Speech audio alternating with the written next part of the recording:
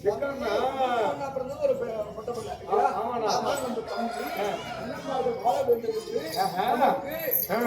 சாதகமாக பேச வந்திருக்கிறார். தம்பி நியாயம் தெரிந்தவர்கள் யாராக இருந்தாலும் பேசலாம்.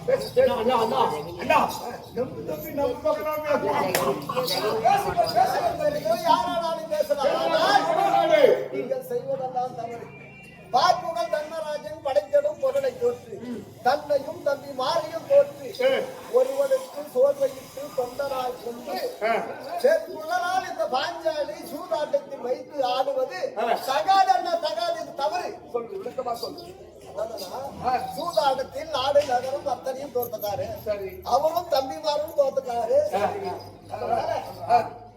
அவங்களே அடிமையான பின்னாடி அந்த பாஞ்சாலிய சூதாட்டத்தில் வைத்து ஆடுவதற்கு தகாத வார்த்தை. மனைவி யாரு? பாஞ்சாலி. பாஞ்சாலி அவ எந்த வீட்டுல இருக்கிறா? அவங்க வீட்டுல தான் இருக்கிறா. யாருக்கு மனைவி? பாண்டவருக்கு மனைவி. அப்படி இருக்கிற போது அவர்களே அடிமையான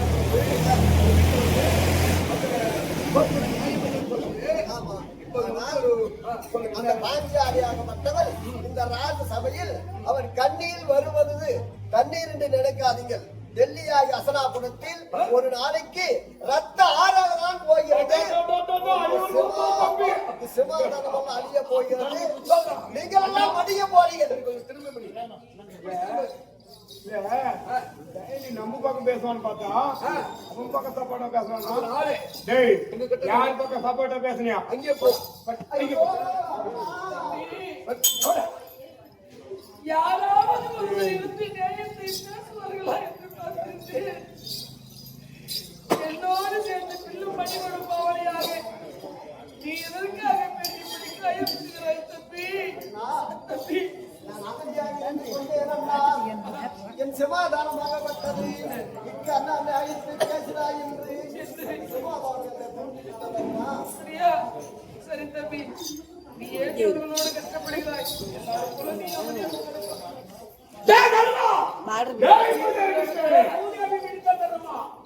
இந்த உலக மக்கள் எல்லாம் துரியோதனர்கள் அத்தியாபுரத்தவர்கள் இந்த மன்னர் பெருமான் கெட்டவன் என்று அனைவரும் தூசிப்பார்கள். ஆனால் சூதாடியது யார்? அப்படி சூதாடி நீ எதை எதை தோற்றாய், எப்படி தோற்றாய் என்பதை விளக்கமாக தெளிவாக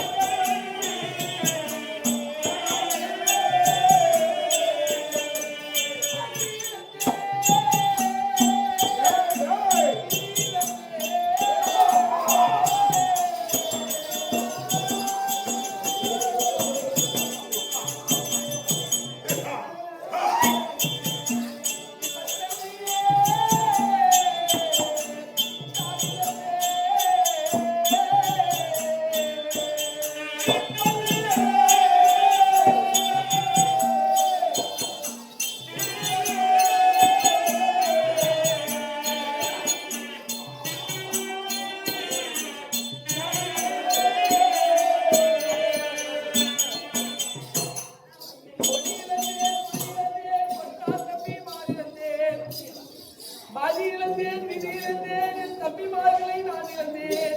அனைத்தையும்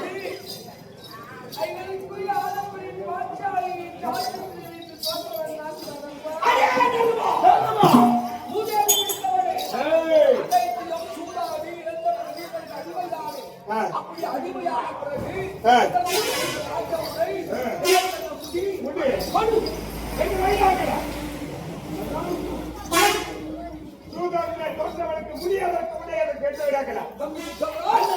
கொண்டு வா ஆகட்டும் நான் உட்கார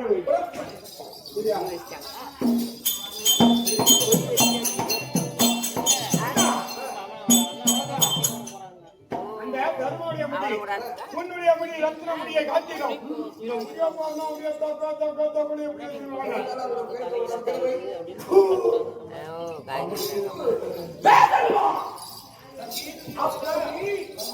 அடிமையான பிறகு சூதாடியது நீ அனைத்தையும் தோற்று. ஆனால் எங்கள் இருவரையும் பார்த்து உங்கள் கடைகளில் இருக்கிறது இந்த ஆயுதங்களை பேரரசே துரியோதனா, சிற்றரசே துச்சோதனா, உங்களுக்கு அடிமை என்று சொல்லி எங்கள் பாலத்தில் அந்த ஆயுதங்களை வையுங்கள். நீங்க ராஜாவான ஆயுதம் எந்த ஆயுதம்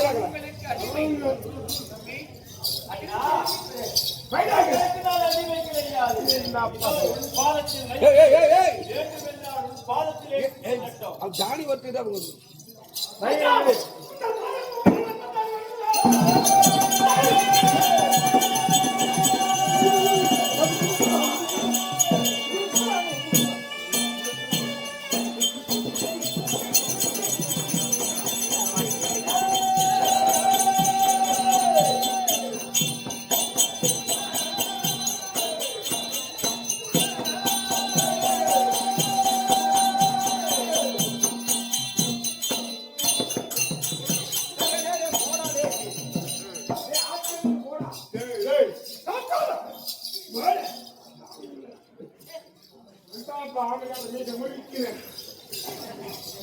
கொண்டாடிய முடிச்சு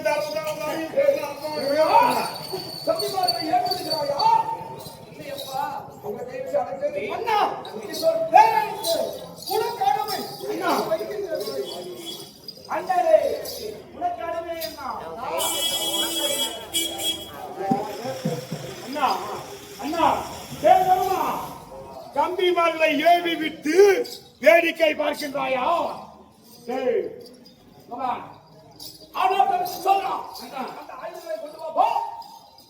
அண்ணா உத்தரவு அண்ணா புறப்படுக போகின்றேன்.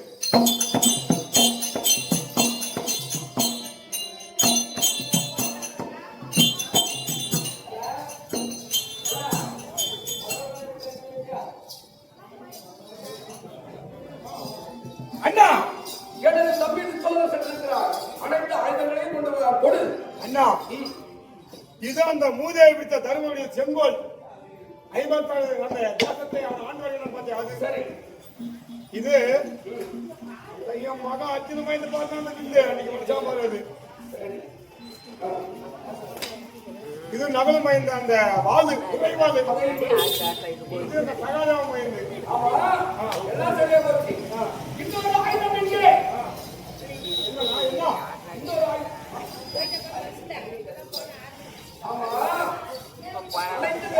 கொண்டு வந்து மழைக்குரிய கல்வியை ஐயா அவர்கள் விழாவை கலந்து கொண்டு வாசலே நல்ல நேரம் அப்பேற்பட்ட ஐயாருக்கு புரிச்சத்த கோலகாளி பத்திரி மாஞ்சாலியம்மன் அவருக்கு நோயற்றவான குறைவட்ட செல்வ தீர்காயத்தை வழங்க வேண்டும் என்று சொல்லி ஆண்டவரை வேண்டிக் கொள்வோம். அண்ணா அதனாலே எங்க தம்பிக்கு ஒரு எண்ணம். ஏன்னா என்னுடைய அந்த கதையை மட்டும் விட்டு வந்திருக்கிறார். அதனாலே எங்க விட்டு வந்தேன்.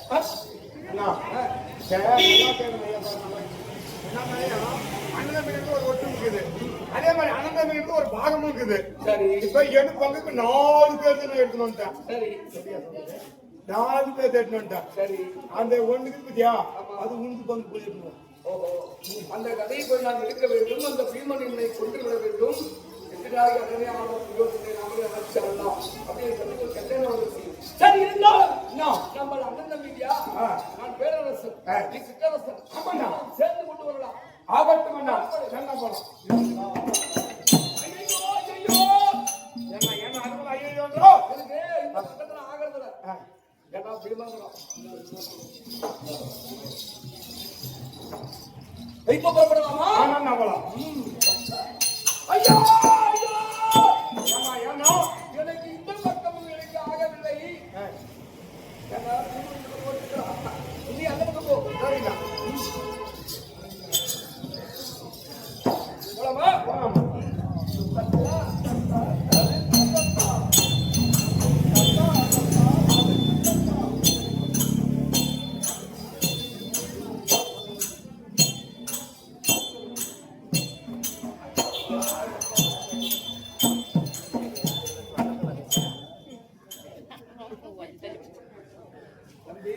அண்ணா தம்பி, சொல்லண்ணா. தம்பி, என்ன இப்ப இவனாவது எழுத மாட்டேங்குது. ஆமா, ஆ. நாம 2 பேரும் யாரும் கீழே விழுந்ததை பார்க்கலையே. யாரும் பார்க்கல. இன்னும் மீட்டர் மணி கீழே மண்ணு ஓட்டுறது யாரும் பார்க்கலையே. ஒட்டல ஒட்டல பின்னாடி மண்ணு ஓட்டுறது யாரும் பார்க்கலையே. யாரும் பார்க்கல. ஆமா, என்ன தர்மராஜா? என்ன பாத்தியா? பார்க்கக்கூடாது. ஆமா. தர்மராஜா, அந்த வீட்டு யோகனா பெரிய அண்டவன் ஐயா. அந்த பீமன் இங்க பாரு, வாயத்தை வந்து அவன் ஆண் திறந்துக்காம போல இருக்குது. அந்த காத்துல தூக்கி போட்டு நம்மளே. தூக்கி போட்டு பத்தியா நம்மளையோ? ஆமா, சரிண்ணா. தூக்குனா தூக்குனா தூக்குனா. ஆமா. தர்மராஜா, அண்ணா. யாராவது ஆமா.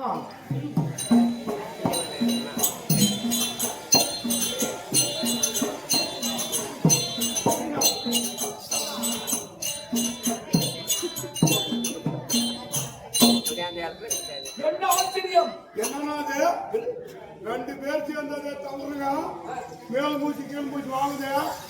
என் மகன் ஒரே சுத்துறானே, அவனுக்கு எப்படி நான் போவானுங்க? அவன் வயிற்று என்ன சாப்பிடுவான்? சரி, அந்த ஆளை இங்க வா. இதெல்லாம் போனா போட்டு இருந்தாலும் தர்மராஜா, கூடாட்டக்காரா, இங்க வா. நீங்கள் பின்புறமாக கையை கட்டி ஒத்தக்கார பேரரசை புரியோதினா சிங்கரசை புத்தரனா உங்களுக்கு அதிகம் என்று சொல்லி போகல வேறெல்லாம் செய்து போடு. பேரரசி புரியோதனா, இளவரசியை பிச்சாதனா, நாங்கள் உங்களுக்கு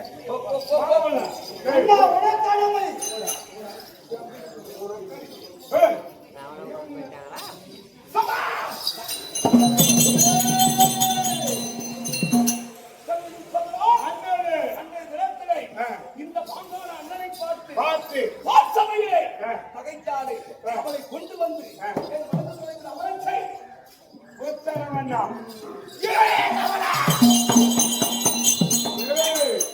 அந்த இடத்துல ராஜ தியாகம் செய்த போது எங்க அண்ணாவை பார்த்து கை கொட்டி நகைத்தாயே, அதற்கு பள்ளிக்கு பழி துரோகலாம்.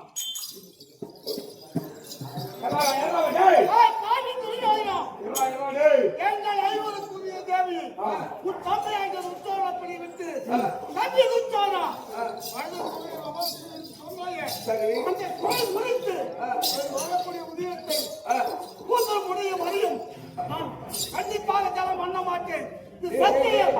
பீமா கேட்டா உடனடி, அதாவது ஐவருக்கும் தேவியை எந்த வளர்த்து அமரச் செய்தாயோ அந்த வலது கொடுமையிலும் துணையால் அடித்து வரக்கூடிய உத்திரத்தை நான் குளிக்கும் வரையிலே கிரிவலத்தினாலே ஜலமருந்து மாட்டேன். இது பீமன் சபதம். அப்புறம்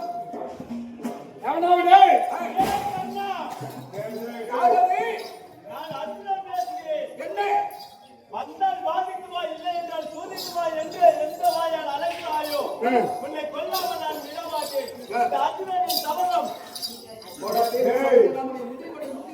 என் அண்ணா கண்ணனுக்கு நாங்கள் 100 பேர் போட்டது.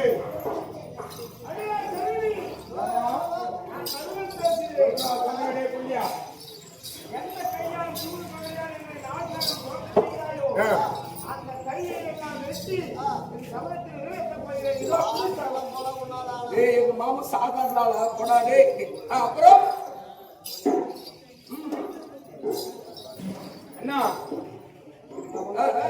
அடே துரியோதனா, எப்பொழுது ஒரு அண்ணனுடைய மனைவி அன்னைக்கு சமம் என்று பாராமல் உன் தொடை மீது அமர சொன்னாயோ, நாளை ஒரு நாள் என்னுடைய இளைய கணவரால் உன்னுடைய தொடை மீது அடித்து அந்த துடையிலிருந்து வரக்கூடிய உயிரத்தை எடுத்து என் கூந்தலுக்கு எண்ணெயாகவும் உன் மார்பிளத்தை எடுத்து என் கூந்தலுக்கு சீப்பாகவும் உன் மணிக்கூடலை எடுத்து என் கூந்தலுக்கு பூவாகவும் சூடும் வரையில் என்னுடைய கூந்தலை அள்ளி முடியேன் இது என்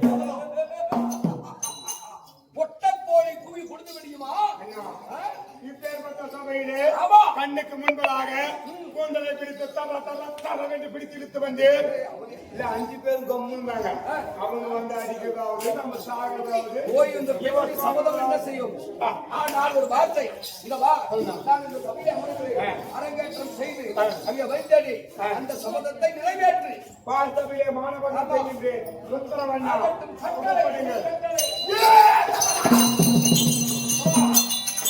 அன்று பாங்காக நீ நான் எங்கள் அண்ணாவை பார்த்து கைப்பற்றி நகைத்தாயே அதற்கு பள்ளிக்கு பள்ளி பார்த்து நகைத்து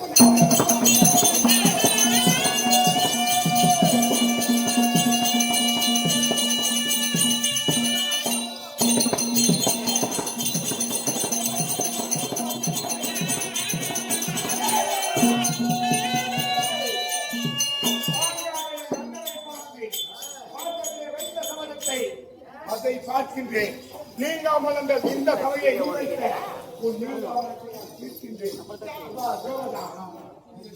விடப்போவது கிடையாது. ராஜராஜாக்கள் 56 தேச மன்னர்கள்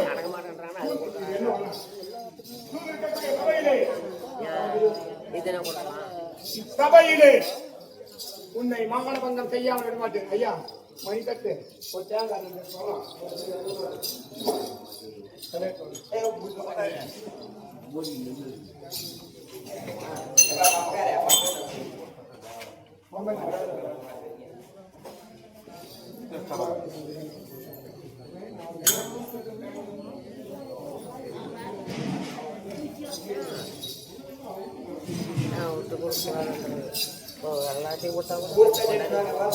பூஜை தட்டேட்டாங்கயா ஒரு செட்டு ரத்தப்பாக 2 வாரம் ஒரு தேங்காய் எடுத்தாங்க ஊருக்கு சேர்த்து போயிட்டாங்க.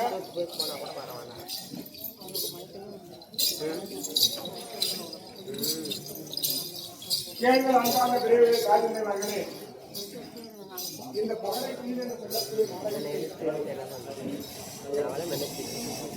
நாடகத்தை எங்கள் குரு பெரியவர்கள் சொல்லி தந்த வண்ணமாக நாங்கள் நடித்து காட்டிக் கொண்டிருக்கின்றோம். அதனால இங்கு அமர்ந்திருக்கக்கூடிய தாய் தந்தைமார்கள் குரு பெரியவர்கள் அனைவர்களும் இந்த அடியேன் வேடமை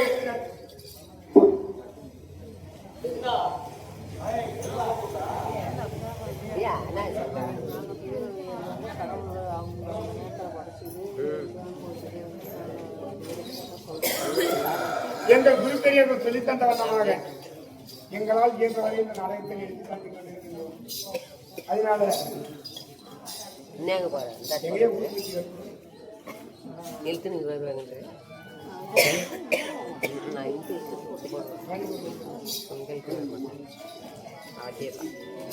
குரு பெரியவர்கள் எங்களால் இயன்ற வரை நாங்கள் நடத்தி காட்டிக் கொண்டிருக்கின்றோம்.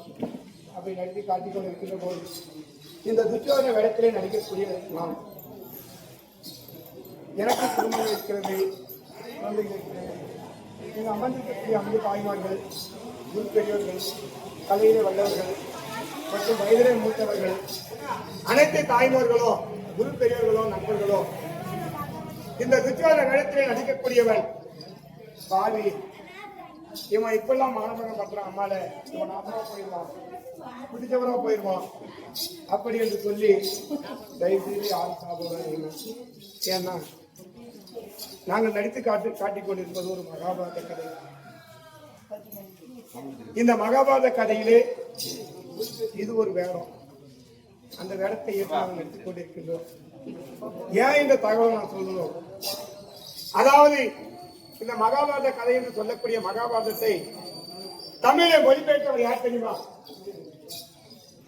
தமிழை மொழிபெயர்த்தவர் செஞ்சிக்கு அருகாமல் இருக்கக்கூடிய ராமச்சந்திர கவிராயர் என்று சொல்லக்கூடிய ஒரு புலவர் தான் இந்த மகாபாரத கதையை ஒரு புக்காக இருந்த வடிவத்தை நாடகமாக எழுதினார். பாடலாகவும் வசனங்களாகவும் இந்த மகாபாரத பெருக்கூத்து கதையாகவும் ஒரு மேடை நாடகங்களாகவும் ராமச்சந்திர கவிராயர் என்று சொல்லக்கூடிய ஒரு கவிஞர் தான் இந்த கதையை எழுதினார். அப்ப எழுதுகின்ற போது ஐயா ராமச்சந்திர கவிராயர் அவர்கள் ஒரு மாபெரும் புலவர். தமிழையும் தன்மையையும் அந்த வழக்கத்தையும் அவர் சிறப்பாக எழுதக்கூடியவர். அப்பேற்பட்ட வல்லவராக விண்ணப்பிய ராமச்சந்திர கவிராயர் அவர்கள் இந்த பாஞ்சாலியம்மன் துயில் என்று சொல்லக்கூடிய நாடகத்தை எழுதுகின்ற போது அம்மனை பற்றி பாடி கோடி என்றும் தவறான வார்த்தையிலே அவர் எழுதுகின்ற போது அம்மனை பற்றி இப்போ நிச்சயவாட வருகின்ற போது என்ன நீ எண்ணாமல் பேசுகின்றாய், உனக்கு கேட்டபடி எல்லாம் பேசுகின்றாய் என்று சொல்லி ஒரு பாடல் உண்டு. அந்த பாடலை எழுதுகின்ற போது அவர் ராமச்சந்திர கவிராய் எழுதுகின்ற போது என்னடி எண்ணாமல் பேசுகிறாய், உனக்கு கேட்டபடி எல்லாம் பேசுகிறாய் என்று வாடி போடி எழுதுகிறார். அப்படி ராமச்சந்திர கவிராய் இந்த தெருக்கூத்தாக எழுதுகின்ற போது அம்மாவை பற்றி தவறாக எழுத எழுத எழுத அவருடைய ஒரு கையும் ஒரு காலும் வராமல் போயிட்டார். அப்படி வராம போன உடனே அந்த வாயில சொல்லி எழுதுறாரு பாத்தீங்களா, அந்த வாயாகப்பட்டது ஒரு 10 மணி சிகிச்சை படுத்த படுக்கையாயிட்டாரோ ராமச்சந்திர கவிராயர். அப்படி படுத்த படுக்கையாக ஆன பிறகு மாதத்துக்கு ஒரு முறை தமிழ் சங்கம் என்று சொல்லக்கூடிய தமிழ் சங்கம் புலவர்கள் எல்லாம் ஒன்று கூடி தான் இந்த மாதம் எந்த கதை எழுதினார்கள், எந்த கவிதை எழுதினார்கள் என்று சொல்லி அந்த தமிழ் சங்கம் கூடுவார்கள். அப்படி தமிழ் சங்கம் கூடுகின்ற போது இந்த மாதம் ராமச்சந்திர கவிராயர் ஏன் வரவில்லை என்று சொல்லி மற்ற புலவர்கள் எல்லாம் சரி ராமச்சந்திர கவிராயர் வரவில்லை, எழுந்து போய் பார்க்கலாம், ஒரு முறை பார்த்துட்டு வரலாம் சொல்லி அவங்க வீட்டிற்கு போகின்ற போது ராமச்சந்திர கவிராயர் சாப்பிட முடியாம நடக்க முடியாம ஒண்ணுக்கு பாத்ரூமா படுத்து படிக்கையை போயிட்டு அப்படியே படுத்து. அப்படி அவரை பார்த்து புலவர்கள் எல்லாம் ஏன் அவருக்கு இந்த நிலை ஆயிடுச்சுன்னு சொல்லி கேட்கும்போது இந்த மாதிரி மகாபாரத கதை எழுதுகின்ற போது பாஞ்சாலி அம்மனை பற்றி நான் தப்பா எழுதிட்டேன், அதனால எனக்கு ஒரு கை ஒரு காலம் வராமல் போச்சு. அவன் வாயில் சொல்லி எவனும் பார்த்தீங்களா அந்த சொன்ன வாய் ஒரு பக்கம் எடுத்துக்கிச்சு, சாமி எனக்கு இந்த நிலை ஆகி போச்சு அப்படின்னு சொல்லிட்டு வேதனையோடு மன உருகி அழுதார். அப்படி மன உருகி அழுகின்ற போது அன்று இரவு பாஞ்சாலி அம்மன் ராமச்சந்திர கவிராய கனவிலே வந்து, டே ராமச்சந்திர கவிராயா, என்னை பார்த்து இழிவாக எழுதினாய் வாடி போடி என்று. நான் சாதாரண பெண்மணி கிடையாது, அக்னியிலே பிறந்தவள், தீப்பிழம்பிலே பிறந்தவள். அதனால என்னை புகழ்ச்சியா ஏதாவது ஒன்று எழுது, என்னை பற்றி பெருமைப்படுத்தி இந்த உலகமெல்லாம் என் பெருமையை பார்த்து நீ ஏதாவது என்னுடைய மனது குளிரும்படியாக எழுது. என் மனம் வேதனைப்படியாக எழுதிய காரணத்தினாலே உனக்கு இந்த வேதனை, என் மனம் குளிரும்படியாக எழுதியதை உண்டானால் உனக்கு இந்த சாபத்திலிருந்து விமோச்சனம் கிடைக்கும் என்று சொன்னார். அம்மா வந்து கனவிலே சொன்னாங்க. அப்படி பாஞ்சாலி அம்மன் கனவிலே சொல்கின்ற போது அவரும் யோசிச்சவர் அம்மாவை பத்தி எதை புகழ்ந்து எழுதுன்னு சொல்லிட்டு. அதுக்கு அப்புறம் இந்த துயில்நாடத்துக்கு அப்புறம் தான் அம்மாவுடைய விண்வெளிப்பு என்று சொல்லக்கூடிய பாஞ்சாலி அம்மன் கல்யாண நாடகத்தை எழுதினாராம். அதுக்கு பின்னாடிதான். அப்படி பாஞ்சாலி அம்மன் கல்யாண நாடகத்தை எழுதுகின்ற போது அந்த அர்ஜுனன் வேடம் தரித்துக் கொண்டு வருபவர் அம்மனை பத்தி புகழ்ந்து ஒரு பாட்டு வாங்கி போவார். பாஞ்சால தேசம் போகின்ற போது கன்னியால் திரௌபதை கல்யாண காட்சியை கண்டு நாமும் வருவோம், மாங்குரில் போல்வதனி மங்கை அவன் மேனி அதை கண்டு மகிழ்ந்து நாம் வருவோம் என்று சொல்லி அந்த பிராமண அர்ஜுனாகப்பட்டவர் அந்த பாடலை ஒரு பாடி வருவார். அந்த பாடலை ராமச்சந்திர கவிராயை அம்மாவை பற்றி பெருமையா புகழ்ந்து அம்மா மனம் குளிரும்படியாக எழுதினாரா ராமச்சந்திர கவிராய. அப்படி எழுதுகின்ற போது மான் துளிராகப்பட்டது நம்ம எல்லாம் பார்த்திருப்போம். மான் குளிர்ந்து பார்த்தீங்கன்னா அப்படியே அவ்வளவு அழகா இருக்கு பார்க்க. அந்த மான் துளிர் போல்வதனி மங்கை அவள்மேனி நாம கண்டு மகிழ்ந்து வருவோம் என்று சொல்லி அந்த பாடலை எழுத எழுத எழுத ராமச்சந்திர கவிராயர் புலவருக்கு அந்த இழுத்து நான் கையும் சரியா போயிட்டான், காலும் சரியா போயிட்டான். அந்த மனதில் சொல்லி அந்த வாயில எழுத எழுத அந்த வாயில் சரியாகி பழைய நினைவுக்கு மாற்றாரா ராமச்சந்திர கவிராயர். அந்த காலத்தில் கடவுள்களே நேராக காட்சி கொடுக்கின்ற காலத்திலே ராமச்சந்திர கவிராயருக்கு அந்த நிலைனா இந்த அரிய நாகப்பட்ட எனக்கு வர்றதுக்கு ஒன்று இருக்கும் போல அதுல அமர்ந்திருக்கக்கூடிய அன்பு தாய்மார்கள் யாரும் தாபமிடாமல் இந்த அடிகளை நான் செய்யக்கூடிய தவறாக இருந்தாலும் இல்லை நல்லதாக இருந்தாலும் மனம் பொறுத்து இந்த அடியனை மன்னிக்க வேண்டும் என்று சொல்லி தாங்கள் திருப்பாதத்திலே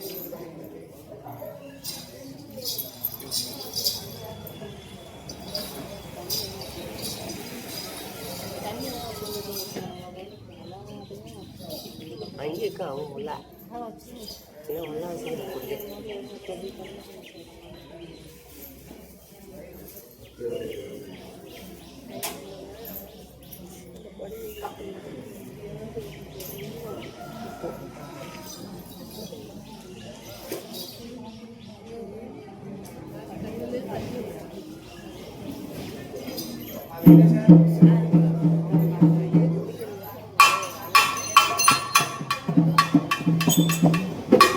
Thank you.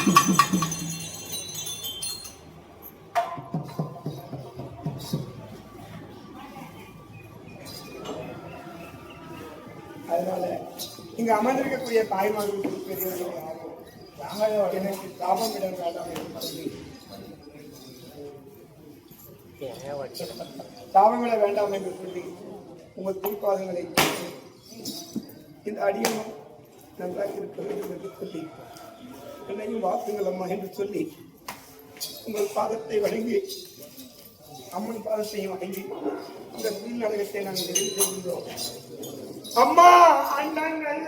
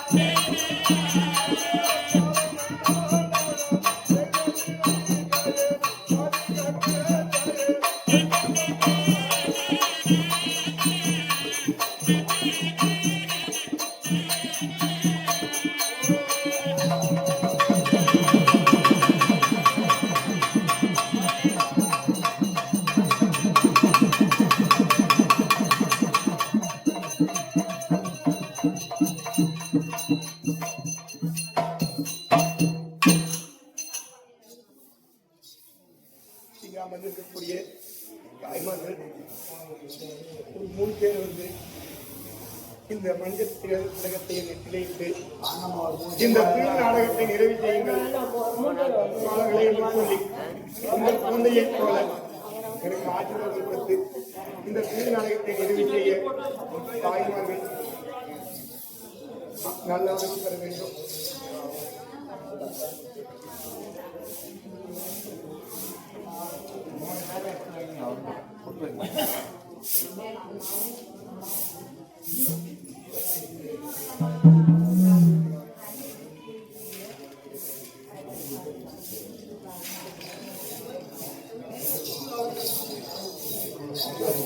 அந்த மக்களை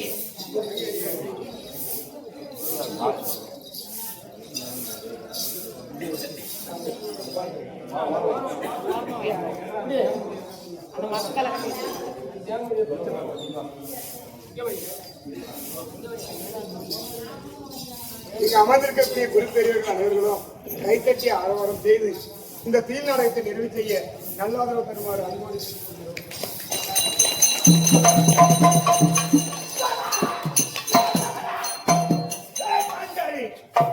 எங்கள் அண்ணாவாகிய துரியோதன மன்னனை மாற்றமிலே மாற்றி விளையாடும் செய்கின்ற போது நீலக்கண்ணாடியை பார்த்து கீழே விழுகின்ற போது உண்மை மாற்றி நகைத்தாயே பள்ளிக்கு பள்ளி வாங்க போகின்றேன் யோகனா துரியோதன புலி அதனால ஏன் தொட்டிருக்காமல் போகலாம்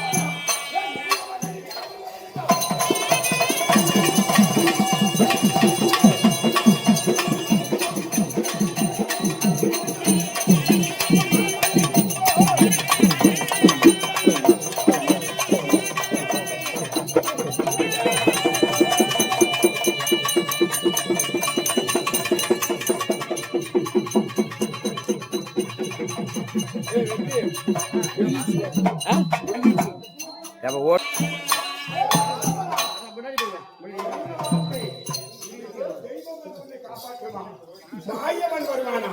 ஏய் பாஞ்சாலி, மாயவனையும் பார்க்கின்றேன், அந்த தெய்வத்தையும் பார்க்கின்றேன்.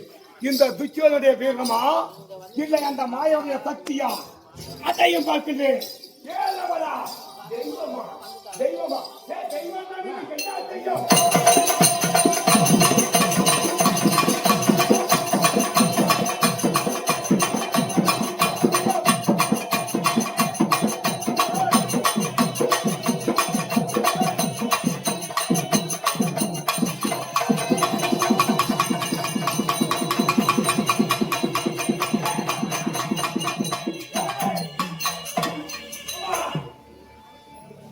தெய்வத்தையும் பார்க்கின்றேன், உன் வீரத்தையும் பார்க்கின்றேன்.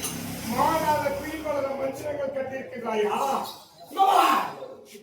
என் உடலில் உள்ள சக்திகள் போகும் வரை உன் மோனத்தை பொங்காமல் விட மாட்டேன் பாஞ்சாலே. ஆனை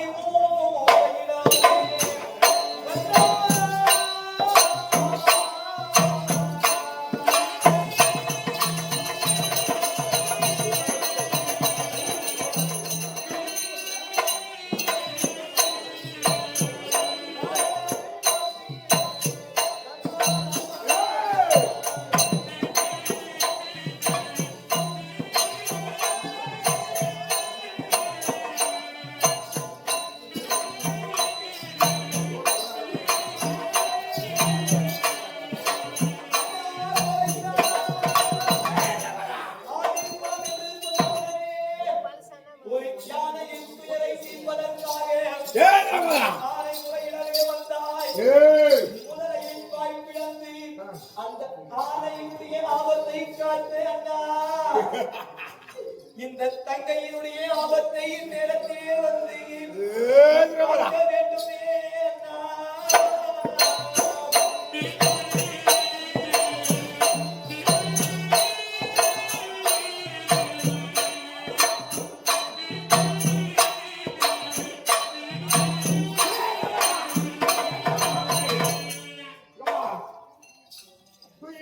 இழுக்க மாநாடு தீவிர மந்திரங்கள் கற்றிருக்கிறாயா உன் மந்திரத்திற்கு நான் சலிக்க மாட்டேன் இந்த தீர இழுக்க உடம்பெல்லாம் ஓய்ந்து போகிறது ஆனால் என் அண்ணா வார்த்தை கிணங்கு இந்த அகில உலகத்திலே வேறு வார்த்தைகளுக்கு பெரிதாக முடியாது அதனால திரௌபதா ஏன் மாநாட்டில் வளரலாம் மந்திரம் கட்டாயா